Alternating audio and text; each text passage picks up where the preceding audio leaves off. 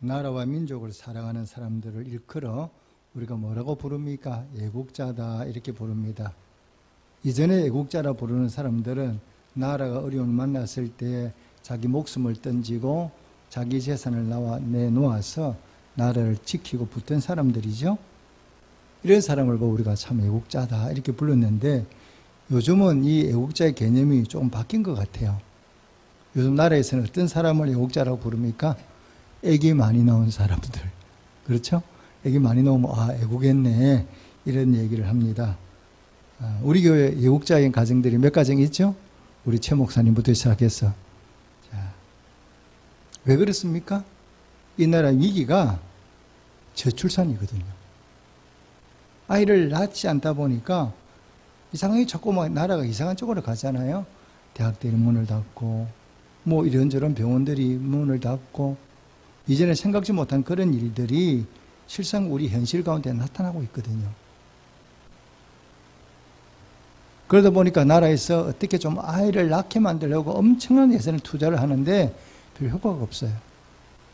1년에 우리 아이들을 출산하기 위해서 투자하는 예산이 얘기를 들어보니까 어마어마하더라고요. 그런 돈을 투자하고도 아기 놓는 걸 자꾸 줄어들어요. 그래서 얼마만큼 아기를 안 놓느냐. 세계에서 우리나라가 몇입니까? 꼴찌. 세계에서 제일 아이를 낳지 않는 나라가 바로 우리나라예요. 이게 나무 얘기가 아니고 그냥 우리나라 얘기고 우리 살아가는 모습이죠. 아마 시간이 지나면 더 큰 문제들이 많이 발생하지 않겠나 그런 생각을 해봅니다. 그런데 이와 비슷한 위기가 교회도 찾아오고 있어요. 이미 왔죠. 무슨 얘기입니까? 교회 학교 숫자들이 자꾸만 줄어가요. 그리고 이전에는 어느 교회든지 교회 학교가 없는 교회가 없었거든요. 어느 교회든지 다 있었어요. 근데 요즘은 교회 학교 없는 교회가 많습니다. 유치부도 없고 아동부도 없고 중고등부도 없고 청년부도 없어요. 그러다 보니까 목사님들 가운데는 아이는 다른 교회를 나가. 왜? 자기 아이가 중학교를 다니는데 자기 교회는 중등부가 없거든. 그러니까 할 수 없이 남은 교회에다가 아이를 보내는 거예요. 이게 우리나라 지금 현실입니다. 이 천안문에도 제가 잘 아는 목사님이 그렇게 시골도 아니거든요. 목전 정도인데 그 교회는 주일에 봉사하는 분들이 다 70 넘은 분들이에요. 주방 봉사하는 분들이 다 70 넘은 분들만 봉사를 하는 거예요. 왜? 젊은 사람이 없으니까. 그래 70, 80이 돼도 그 교회는 다 복대로 일한대요. 이게 먼 나라 얘기가 아니고 지금 우리 나라 얘기고 우리 근처에 있는 교회 얘기들이에요. 우리가 이렇게 나가면 앞으로 우리나라도 멀지 않아서 유럽교회처럼 될 겁니다. 유럽교회는 가보면 어떻습니까? 건물들은 교회 건물은 예배당은 엄청나게 크죠? 근데 들어가 보면 예배드리는 사람이 없어요. 그 예배드리는 사람 없고 다음에 관광객만 교회 안에 가득 차 있어요. 이게 유럽의 교회 모습들이거든요. 우리나라도 그렇게 되지 말라는 법이 없습니다. 이렇게 가다 보면. 자, 뭐가 문제입니까? 교회 이런 위기가 닥친 문제가 무엇입니까?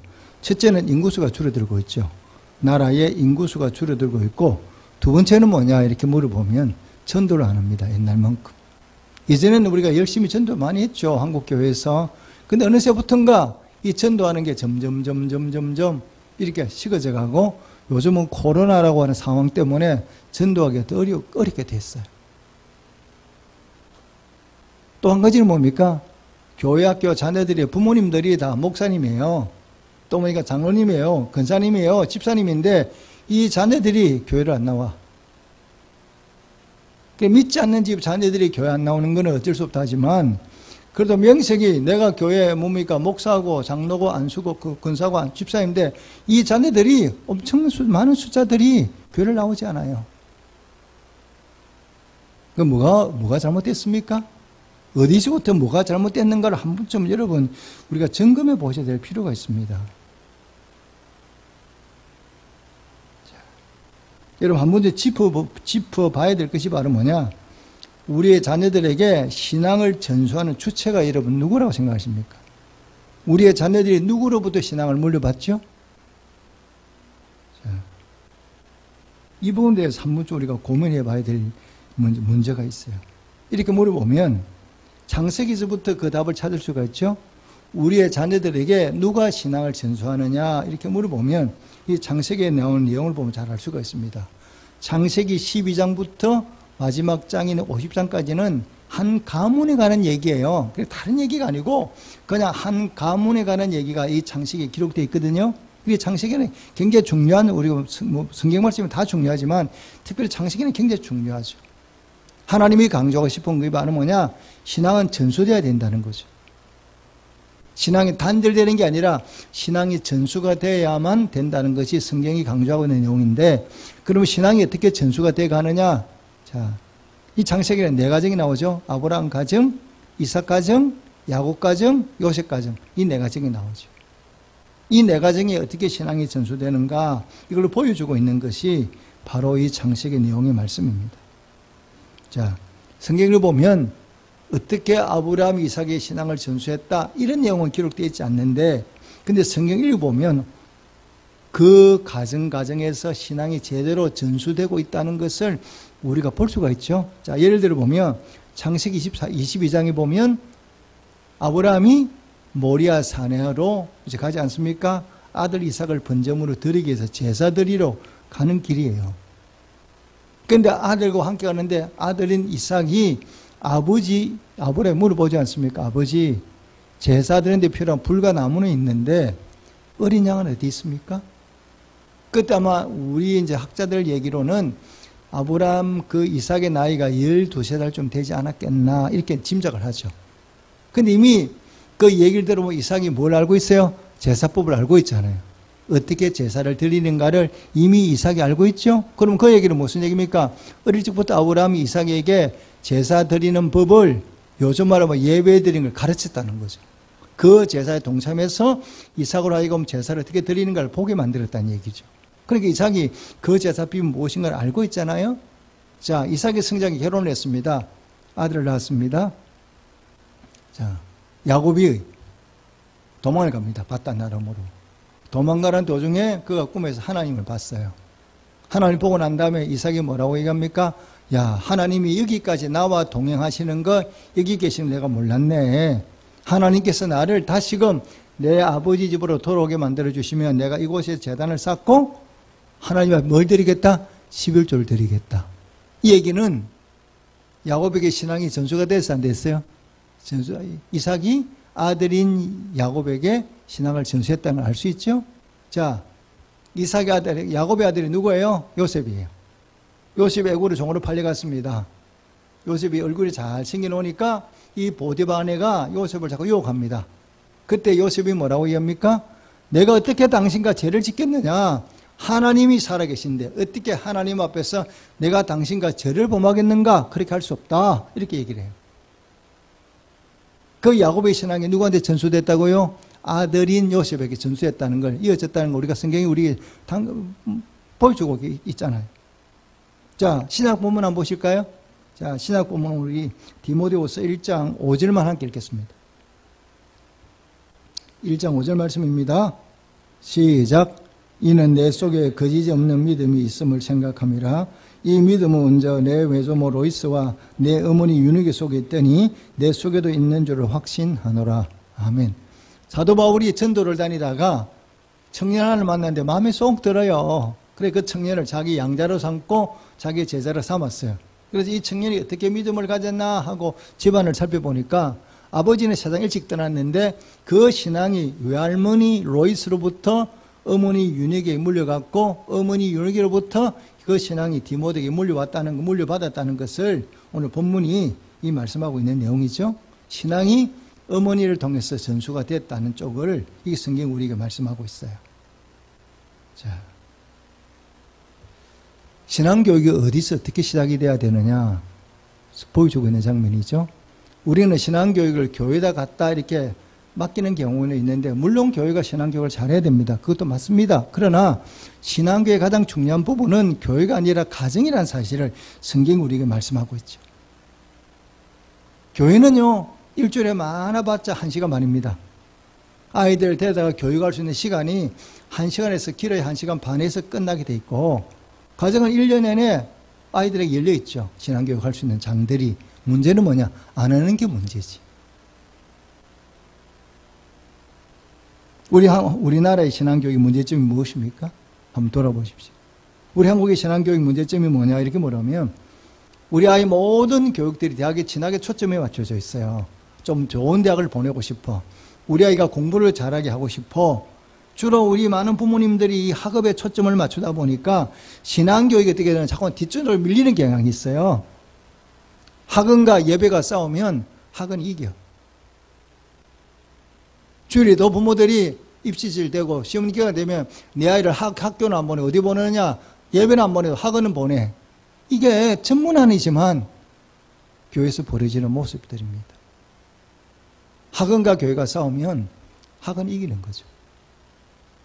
그 속에 누가 있느냐? 부모들이 있어요. 이러다 보니까 우리 아이들의 신앙이 점점 떨어지는 거죠. 여러분 신앙 같은 거 쌓는 거는 굉장히 어렵지 않습니까? 그런데 무너뜨리는 거는 굉장히 쉽습니다. 아이가 한두 번 교회를 안 나가다 보면 신앙생활 금방 떨어져 버려요. 부모 생각을 했죠. 아이가 대학 들어가면 우리 아이 신앙교육 잘해야지. 근데 대학을 들어가면 더 어려워. 집을 떠나 있으니까. 그때는 간섭도 못해. 그리고 신앙 들어가면, 대학 들어가면 술 먹기 시작하잖아요. 담배 피우기 시작하잖아요. 세상의 가치관이 가득 차 있어. 그 속에 아이를 들이밀어 놓으니까 아이가 신앙을 있는 신앙도 지키기 어려운데, 안 그래도 없는 신앙인데 아이가 그 신앙생활 할 수 있겠습니까? 그거는 거의 불가능에 가까운 얘기예요. 그게 우리 현실이거든요. 근데 시간이 지나니까 부모들이 후회하는 경향이 있죠. 진짜 우리 아이들 잘 키웠어야 되는데, 이런 후회하는 모습들이 있죠. 근데 그게 그다음부터는 쉽지가 않아요. 회복시키는 게 어렵다는 얘기죠. 여러분 신앙교육에 성공한 나라가 어디 나라입니까? 전 세계에서 신앙교육을 성공한 나라가 가장 대표적인 나라가 유대인들이죠. 이스라엘 나라죠. 이스라엘은 2000년 동안 나라가 없어요. 그런데도 불구하고 그들이 하나님을 잃어버리지 않고 그 자손 2000년 동안 대대손손 신앙이 내려왔으니까 대단하지 않습니까? 그러면 그 신앙의 중심에 뭐가 놓여있느냐? 그들이 어떻게 신앙교육을 했냐? 이렇게 물어보면 오늘 그 비법이 어떻게 기록되어 있느냐? 구약 본문에 기록되어 있어요. 구약 본문 보시겠습니다.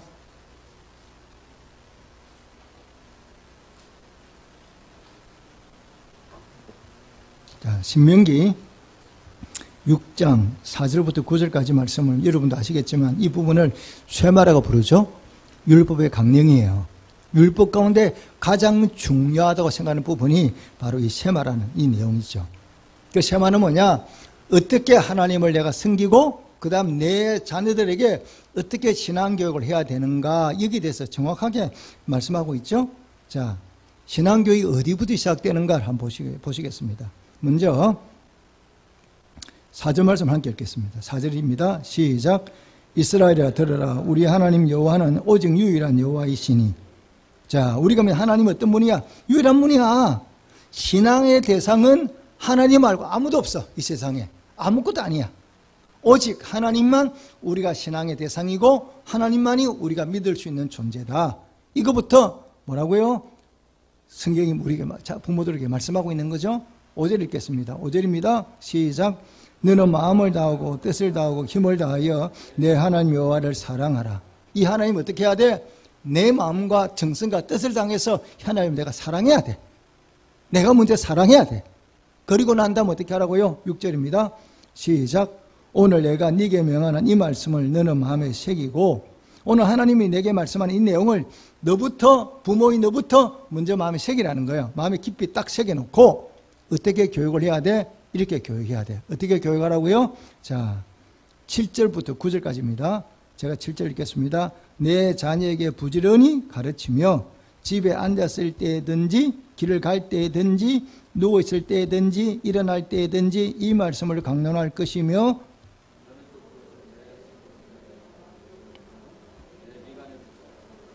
구절 함께 읽겠습니다. 또 집 내 문설주와 바깥문에 기록할지니라. 아멘. 어떻게 가르치라고요? 자, 오늘 보면 그러세요. 자, 길을 갈 때. 뭐라고요? 누워있을 때. 그 다음에 일어날 때. 때와 장소를 가려서 가르치는 게 아니라 길을 갈 때, 누웠을 때, 일어설 때 그냥 삶 속에서 하나님 말씀을 계속 이렇게 가르치라는 거예요. 그리고 어떻게 그것을 내 손목에 매라는 거예요. 그 다음에 내 이마 미간에 붙이라는 거죠. 삶을 통해서 그 아이에게, 내 아이들에게 이걸 가르쳐야 된다. 그리고 내 문이 출입문에 그걸 붙이라는 거예요. 써서 붙여서 아이들이 내가 오고 가면서 늘 볼 수 있도록 만들어. 이런 얘기예요. 자, 신앙과 삶이 하나가 되도록 만들어라 이 말씀이거든요. 신앙은 뭐냐? 삶과 하나가 돼 있어야 돼. 엮여져 있어야 돼. 이게 뚝 떨어져 버리면 그때부터 신앙이 아니라는 거예요. 자, 여러분 한 가지 여쭤보겠습니다. 문화와 문화재의 차이점이 무엇입니까? 우리가 문화라는 말을 많이 쓰잖아요. 그리고 문화재라는 말도 많이 쓰죠. 그러면 문화와 문화재의 차이점이 그게 차이점이 무엇이죠? 제가 경주에서 어릴 적에 경주에 사신 분의 얘기를 들었어요. 자, 이분이 첨성대, 이름 첨성대 아시죠? 첨성대 근처에 살았는데 자기 어릴 때는 이 첨성대가 놀이터야. 그래서 아이들하고 첨성대 가서 숨바꼭질하고 만지고 거기서 놀고 장난치고 그랬다는 거예요. 그런데 나중에 나이가 들어 어느 가보니 첨성대에다가 줄을 딱 끊었어. 줄을 끊어서 그 안에 못 들어가게 만들었어. 그리고 들어가려면 돈 내놔야 돼. 무슨 얘기인지 이해가십니까? 문화는 뭐냐? 내 삶의 방식이에요. 라이프 스타일이라 그러죠? 내가 살아가는 모습이 문화재예요. 문화예요. 문화재는 뭐예요? 줄을 껐어. 그래서 그다음부터는 그 문화를 내가 접하기 어려운, 쉽게 말해 이거예요. 컵이 내가 물 마시는 게 문화인데 이 컵을 박물관에 갖다 놓으면 뭐가 됩니까? 문화재가 되죠. 그때보다 만질 수 없어요. 박물관에 갖다 놓으면 마음대로 만집니까? 못 만집니까? 못 만져. 신앙이 뭐예요? 신앙은 문화예요. 살아있는 거예요. 내가 매일매일 접해야 돼. 그런데 이 신앙을 내가 주일 교회 갔다 올 때는 딱 교회 갔다 온 다음에 뭐냐? 박물관에 딱 보관해 놓는 거야, 신앙을.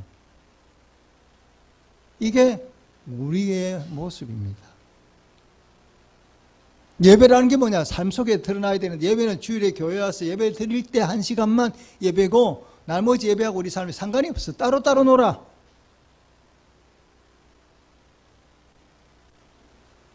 예배가 얼마나 중요한가를 입으로 떠드는 것도 중요한, 삶을 통해 보여줘야 되거든요, 아이들에게. 그런데 우리는 그걸 안 보여주는 거예요. 아무리 바빠도, 아무리 다른 일 있어도 예배는 빠지면 안 되는 거야. 이걸 반드시 해야 되는 거야. 이걸 삶을 통해서 부모들이 보여줘야 돼, 자녀들에게. 그런데 부모부터 일 있으면 예배 빠지고 우리 아이가 교회 가지 않으면 그냥 그렇게 대수롭게 연기고 넘어가는 거예요. 그러니까 이 신앙이 연결되기 전수가 안 되는 거죠. 예배는 뭐 하는 거예요? 목숨을 거는 거라는 거를 내 삶을 통해 보여주는 거거든요. 제가 어릴 때 청년시절에 다녔던 교회 목사님이 굉장히 좀 고든 분이셨어요. 이번에 이제 딸이 고등학교를 다니게 됐는데 수학여행을 가게 됐어요. 그런데 이제 수학여행을 가는데 주일이 끼었어. 그 수학여행 날짜 가운데. 그러니까 목사님이 딸 보고 너 수학여행 가기 좀 어렵겠다 이렇게 얘기를 했어요. 그래서 딸이 아빠 나 가고 싶어. 그러니까 아버지가 목사님 그랬어요. 주일이 끼어 있지 않냐. 주일에 끼었는데 주일에 예배 드려야 되는데 어떻게 네가 수학여행 가서 예배를 드릴래. 예배 못 드리는 건 안 돼. 아무리 수학여행이라도 예배가 더 중요하지 수학여행이 중요한 게 아니다. 목사님 그렇게 얘기를 했어요. 그래서 딸이 가고 싶잖아요. 그러니까 딸이 학교 가서 선생님하고 상의를 했어. 선생님 나 수학여행 가고 싶어요. 그런데 우리 아빠가 목사님인데요. 예배 때문에 못 가게 못 가면 안 된대요. 그러니까 딸이 이제 얘기를 했어요. 선생님 저 수학여행 가면요 예배 시간은 제가 딴 애들하고 같이 어울려 문화재 안 보고요. 저는 예배들 가게 해주세요. 예배 시간에는 제가 빠져서 저만 예배 가게 해주세요. 그러면 제가 아빠한테 얘기 좀 할게요. 그래서 딸이 그렇게 이제 기지를 발휘해서 목사님 선생님을 상의를 했어. 선생님 우리 아빠한테 전화 좀 해주세요. 그래서 그 선생님이 목사님이 전화를 했어요. 따님을 수학여행 보내주시면 내가 100% 이 아이는 예배 주일에 일요일이 되면 예배에 가도록 내가 배려하겠다. 이렇게 얘기를 해서 딸이 수학여행 다녀왔어요.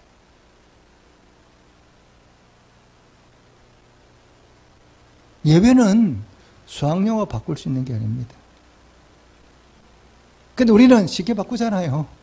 뭐 한 번쯤 맞으면 어때? 이게 우리의 모습이거든. 여러분, 무너지는 건 한 번만 무너지면요, 또 무너지는 거는 결코 어렵지가 않아요. 연애 무너지게 돼 있어요. 제가 초등학교 3학년 때, 전에도 얘기를 했죠? 제 아버님이 경찰이셨어요. 그래서 저희 이제 시골로 이렇게 아버님 따라서 다니는데, 제가 초등학교 3학년 다니던 그 면은 제가 살던 주인집이 예수 믿는 집이었어요. 그런데 그날이 가을인데요. 가을에 갑자기 비가 내려온 거예요. 그래서 들에는 다 나락을 입혀가지고 눕히 놨는데 비가 막 오니까 사람들이 다 뭐냐? 나락 그대로 가는 거예요. 왜? 비 맞으면 안 되잖아요. 나락이 다 이거 이제 눕혀 놨으니까. 그럼 다른 집은 다 들로 이 나락을 이렇게 좀 돌보러 가는데 이 집은 아무도 안 가. 가는 집이 하나. 그래서 내가 나중에 끝나고 나서 제 또래 아이가 있어서 내가 물어봤어요. 다른 집들은 다 비 오니까 막 놀래가지고 들로 나락 그대로 가는데 왜 너희 집은 아무도 안 가나 이랬더니 우리 집은 못 가. 우리 집은 하나님이 주일에는 일하면 안 된다고 말씀했기 때문에 주일에 비가 와도 우리는 일할 수 없어 그랬어. 아이들에게 신앙의 뭔가를 삶을 통해 보여주는 거예요. 비록 비가 와서 내가 나락의 손해를 좀 볼 수도 하나님이 주일에는 일하지 말라고 했기 때문에 일하면 안 된다는 거예요. 그 부모가 아이에게 특별히 얘기하는 걸 보여주는 거죠.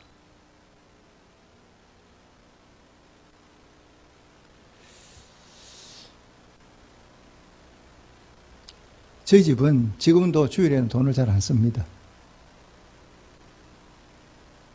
저 같은 경우는 특별히 손님이 오고 이러면 저희들이 주일에 뭐 식당에 밥을 안 먹지만 그렇지 않은 경우는 주일에 돈을 안 쓰죠. 그래서 우리 아이들 어릴 때 보고 우리 보고 늘 그랬어요. 왜 엄마, 아빠, 단집 애들은 주일에 과자 사 먹는데 왜 우리는 못 사 먹게 해요? 그래서 주일은 하나님이 거룩한 날로 구별해 놨기 때문에 돈을 안 쓰는 게 좋다.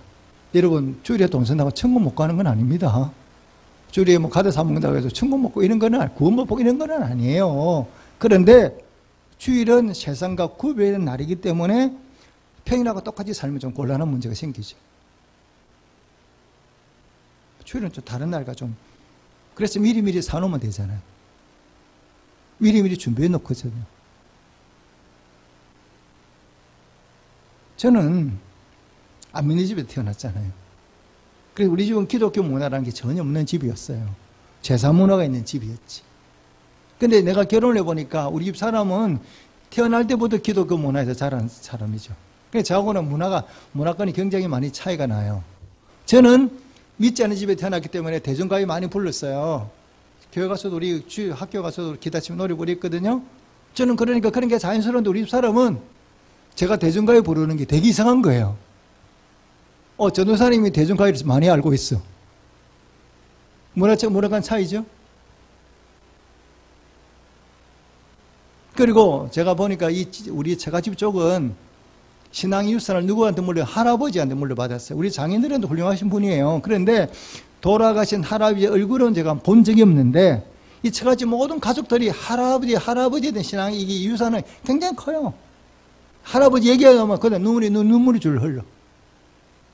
할아버지가 말로 보여준 게 아니라 삶을 통해서 신앙이 무언가를 보여주신 거죠. 그래서 어린 손녀 데리고 새벽기도 가는 거. 또 새벽기도 갔다 오면 그 아이들 자는데서 발목을 붙들고 기도해 준 거. 그 다음에 학교 가야 되는데 할아버지가 기도를 너무 오래 해가지고 막 기도 받다가 학교 간 기억들. 이게 기독교의 삶이 어떻다는 걸 할아버지가 자연히 보여주신 거예요. 할아버지 떠들고 있는 건데 할아버지가 그렇게 점잖으셨대요. 그런데 말로 한 게 아니라 삶을 통해 보여주셨어요. 처제가 저한테 한번 얘기를 했어요. 그러니까 우리 조명자 권사님 아버님이시죠. 이 할아버지니까. 이제 이 할아버지가 따님 집에 온 거예요. 우리 장모님 댁에. 근데 저녁이 되니까 할아버지가 교회 기도하러 가겠다고 손녀를 앞세고 소녀가 다니는 교회를 갔는데 가보니까 벌써 교회 문을 닫아놨어. 그러니까 할아버지가 그 문을 붙들고 울면서 하나님께 회개하는 거예요. 제가 좀 더 일찍 나와서 기도를 와 있어야 되는데 제가 게으름 부리다가 이렇게 문을 잠가놨다고 아버지 용서해달라고 그렇게 그 할아버지가 교회 문을 붙들고 그렇게 우시더래요. 그걸 우리 처제가 본 거예요. 신앙생활이 어떻게 해야 되는가를 떠들고 이런 게 아니라 그냥 삶을 통해 보여줬어요.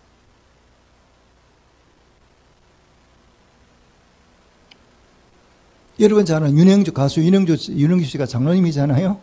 이 댁은 밤 12시에 가정예배 드려요. 왜? 자녀들이 다 모일 시간이 밤 12시가 돼야 모이니까. 밤 12시에서 가정이 늘 함께 모여서 가정예배를 12시에 드렸대요. 그 어머니의 신앙을 윤영주 씨가 그대로 물려받았더만요. 그러니까 그 신앙의 뿌리가 그 자녀라고 세상 가운데 그 연예계에 살지만 그 신앙으로 살 수 있도록 만들어 놓은 거잖아요. 오늘 우리가 어떻게 살아, 어떻게 예수 믿고 있는가 여러분 점검해 보십시오. 나는 내 아이들에게 뭘 물려주고 있는가 한번 점검해 보셔야 됩니다. 여러분 우리가 예수 믿는 목적이 무엇입니까? 왜 우리가 예수 믿습니까? 이거부터 여쭤볼게요. 우리가 왜 예수 믿죠? 그리고 예수를 반드시 믿어야 돼. 근데 왜 예수 믿느냐고요? 뭐 때문에 예수 믿습니까? 물질의 복 받으려고 예수 믿습니까? 물론 우리가 하나님을 잘 믿으면 하나님이 그 물질의 복도 주시죠. 안 주시는 건 아니니까. 근데 이게 목적이 아니죠. 우리가 예수 믿는 가장 큰 주된 목적은 뭐냐? 예수 믿어 천국 가는 거거든요. 구원받는 거거든요. 성경은 우리가 반드시 천국과 지옥이 있다는 사실을 분명히 말씀하고 있거든요. 우리 땅에 영원히 사는 존재 아니잖아요. 때가 되면 다 우리 세상을 떠나게 되고 그 세상을 떠나면 나를 위해서 기다리고 있는 게 천국과 지옥이에요. 그런데 어떻게 우리가 천국에 내려갈 수 있느냐? 예수님 말씀했잖아요. 내가 곧 길이요 진리요 생명이니 나로 말미암지 않고는 아버지께 올 자가 없다 그랬어요. 예수 믿지 않으면 어느 누구도 천국에 들어갈 수가 없어. 예수 말고는 방법이 없어. 그래서 내가 반드시 예수를 믿지 않고는 천국에 들어갈 수가 없는 거죠.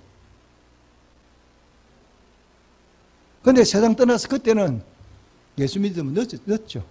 이 땅에 살아있을 때 우리의 믿음이 내가 천국에 가느냐 지옥에 가느냐 이걸 결정짓거든요. 그런데 여러분 천국 말고 또 다른 곳이 있으면 좋겠는데 천국을 말고 다른 곳은 없어요. 천국과 지옥 두 개밖에 없어요. 내가 천국에 가지 않으면 난 어디 가야 돼? 지옥 가야 돼. 이거 말고는 선택할 방법이 없어요.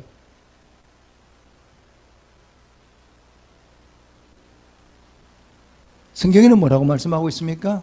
누가복음에 예수님 말씀했잖아요. 부자와 라사로. 부자는요 매일 흥청망청 살았어요. 우리가 보기엔 너무 우리 요즘 사는 꿈꾸는 거예요. 매일 먹고 마시고 즐기고 비나도 입었어요. 뻑이며 살았어요. 그런데 나사로는 너무너무 가난하게 살았잖아요.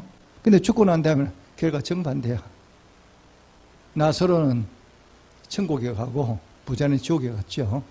그 지옥에 간 부자가 부탁하는 게 하나 있어요. 뭘 부탁합니까?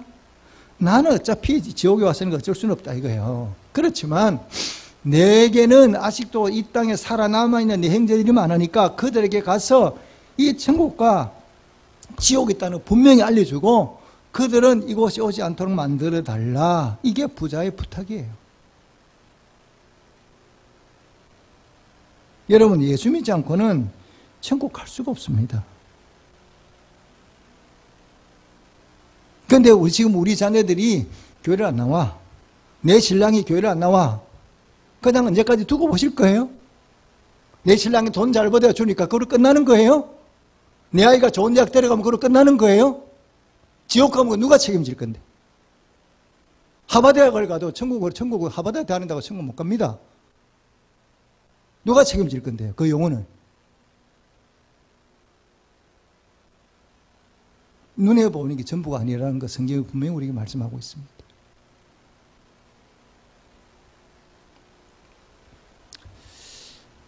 저는 젊은 날에 참 교회 가서 많이 울었어요.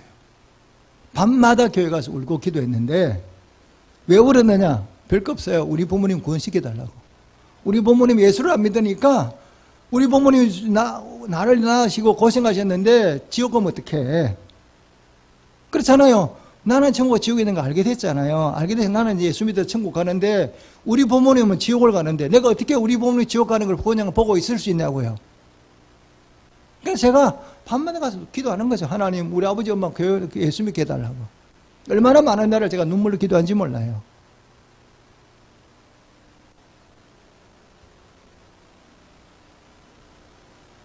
죽음이 멀리 있는 게 아닙니다. 여러분 기억하십시오. 죽음은 멀리 있는 게 아니에요. 죽음은 언제나 우리 가까이 있어요. 언제나 하나님 우리 부르시면요. 내일이라도, 지금이라도 가야 돼요. 우리 그런 거 많이 보고 있잖아요. 그런데 내 자녀가 예수 믿지 않는데 언제까지 그렇게 두고 보시겠고, 내 남편이 교회 나오지 않는데 언제까지 두고 보실래요?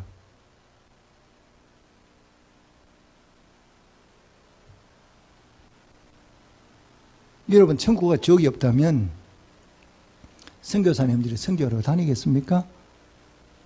천국과 지옥이 없는데 선교사들이 그 먼 자기의 고국을 떠나서 그 먼 나라 이 대한민국까지 와서 조선까지 와서 자기 목숨을 다 내놓았겠어요. 제가 존경하는 선교사는요, 루비 캔드릭이라는 여자분인데 25살이죠. 우리나라 와서 1년도 못 되고 죽었어요. 그런데 그 루비 캔드릭이 뭐라고 하겠습니까? 만일 내게 1000개의 목숨이 있으면 그 1000개의 목숨은 다 뭐냐? 나는 조선을 위해서 내놓겠다는 거예요. 왜 이 땅에 죽었어요? 천국과 지옥이 없으면 그 사람들이 뭐 때문에 이 땅에 건너왔겠어요? 오늘 우리는요, 천국을 어떻게 생각합니까? 천국이 머릿속에만 있어. 관념 속에만 있지, 실제는 천국이 있다 생각을 우리가 못하고 사는 거죠. 많은 사람들이 눈에 보이는 것만 쫓아가지, 정말 천국이 있다고 생각한다면, 어떻게 내 남편, 내 자녀가 이 세상에 예수 믿지 않는데 그대로 두고 보냐고요. 천국이 있다고 생각하는데 그게 머리에 관념 속에 있지 실제로 있는 게 아니야. 내가 오죽해서 김 목사하고 물었어요. 천국 믿어? 내가 물어봤어요. 천국 있다니 믿어? 내가 이렇게 물어봤다니까요.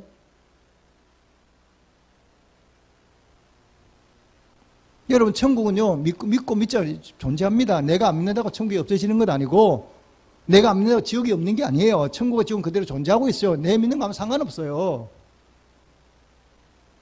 내 아이가 지옥불에 벌벌 떠는데 던져서 거기서 고통당하는 이런 보시는 거 좋습니까? 내 남편이 그 속에 들어가 지옥불에 떠서 고통당하는 눈을 보셔야 좋습니까? 그건 아니잖아요. 그럼 뭐 해야 돼? 전도해야지. 그리고 뭐 기도해야지. 왜? 영혼을 구원하는 건 내 마음대로 되는 게 아니거든. 하나님 손이 달려있거든. 그럼 우리는 뭐냐? 그 영혼을 구원받게 해달라고 우리는 기도할 수밖에 없는 거예요. 여러분 어떻게 구원이 받습니까? 구원은요, 구원받는 순서가 있어요. 주 예수를 믿어라. 그리하면 너와 내 집이. 내가 먼저 예수 믿잖아요. 그럼 하나님 나를 불러주셨으니까 가족에게 복음 전하는 건 누구 책임이에요? 내 책임인 거예요. 그렇게 돼 있어요. 내가 먼저 예수 믿고, 여러분 땅끝이 어디입니까? 세상 끝이 땅끝이 아닙니다. 내가 복음을 전하는 대상이 있는 곳이 땅끝이에요. 우리 가정에 예수 믿지 않는 사람이 있으면 그곳이 땅끝이 되는 거죠. 영혼 구원은 내 마음대로 되는 건 아니죠. 내 마음대로 된다면 벌써 여러분 가족 다 교회 나왔겠죠. 그게 마음대로 안 되잖아요. 그러니까 우리가 하나님에 매달리 기도하는 거죠. 저 영혼 제발 하나님 구원해 시켜달라고. 나를 구원해 주시듯이 내 아들도 내 딸도 내 남편도 우리 가족들 다 예수 믿고 구원받고 천국에 가게 해달라고 그렇게 기도하셔야 돼요. 근데 우리는 지금 내가 잘 먹고 잘 사니까 천국이 없는 것처럼 생각하는 경향이 있거든요. 그거는 여러분 하나님 결국 기뻐하는 신앙의 자세가 아닙니다. 남편을 볼 때마다 내 남편이 나에게 잘해줘서 고맙고 돈 벌어 갖다 줘도 고맙기도 하지만 그것보다 더 중요한 거는 뭐냐? 예수 믿는 거예요. 구원받는 거예요. 내 남편이 여러분 저는 제가 내 아들이 잘 돼서 좋은 직급이 올라가는 것도 중요하죠. 그것도 감사한 일이죠. 근데 그것보다 더 중요한 거는 바로 뭐냐? 예수 믿는 겁니다. 우리는 정말 귀한 걸 놓치고 살거든요. 제가 아는 권사님은 그 자녀들을 구원하려고 얼마나 애쓰시는지 몰라요. 그 자녀들이 교회 좀 나오게 만들려고 얼마나 애쓰는지를 몰라요. 내가 그분 보면서 그래요. 저 정도는 돼야 되지 않나. 그래야 저 정도는 돼야 그래 그 자녀들이 결국 돌아오지 않나. 교회들 자녀들이 교회를 안 나와도 별로 관심이 없어. 그러니까 구원 못 시킵니다. 어떻게든 우리 아이가, 내 아들, 딸들이 내 남편이 교회 나올 수 있도록 어떻게든 우리가 하나님 앞에 매달 기도해야 돼. 그래야 구원의 역사가 이루어지는 거지. 구원받아도 그만, 안 받아도 그만. 이렇게 해서 구원의 역사가, 생명은, 왜? 마귀는 절대 그렇게 쉽게 안 놔주거든요.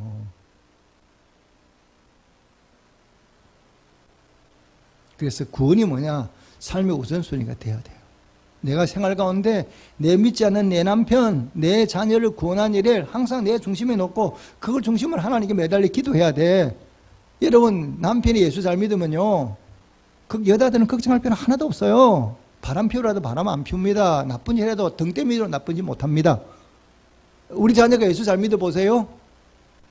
효자, 효부는요, 예수 잘 믿으면 효자 언니가 저절로 되게 돼 있어요. 우리 집사람이, 우리 장모님하고 우리 한 집에 살지는 않지만요, 제가 우리 집사람 우리 가만히 지켜보면요,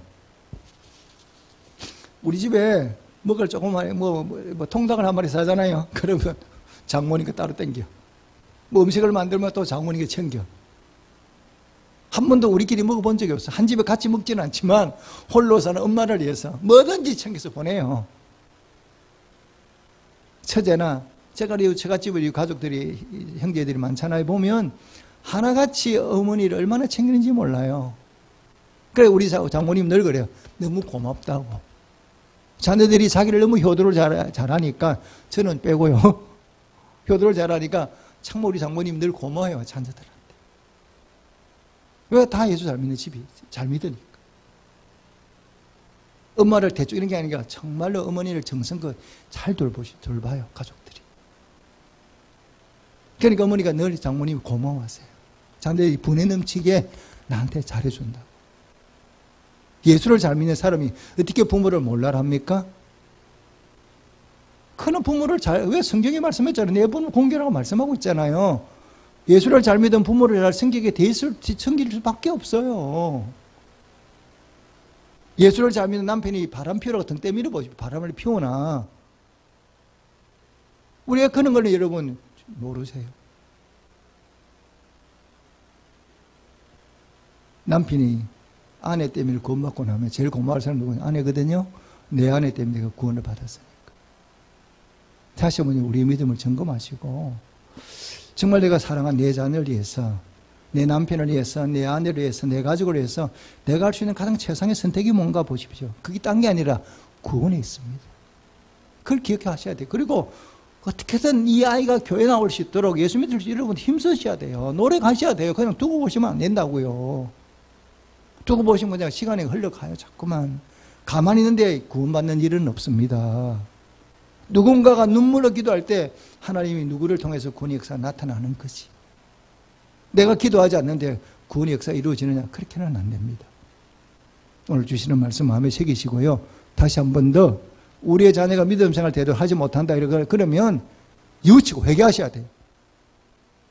그리고 그 아이를 어떻게든 그 자녀들이 주님에 다시 나와서 올바른 믿음 생활을 할 수 있도록 만드시는 게 우리가 해야 될 가장 중요한 일이에요. 오늘 주신 말씀 마음에 꼭 새기시고 다시 한 번 더 가족 구원을 위해서 힘쓰고 기도하시는 우리 성도들이 다 되시기를 주님으로 축복합니다. 아멘. 기도하겠습니다.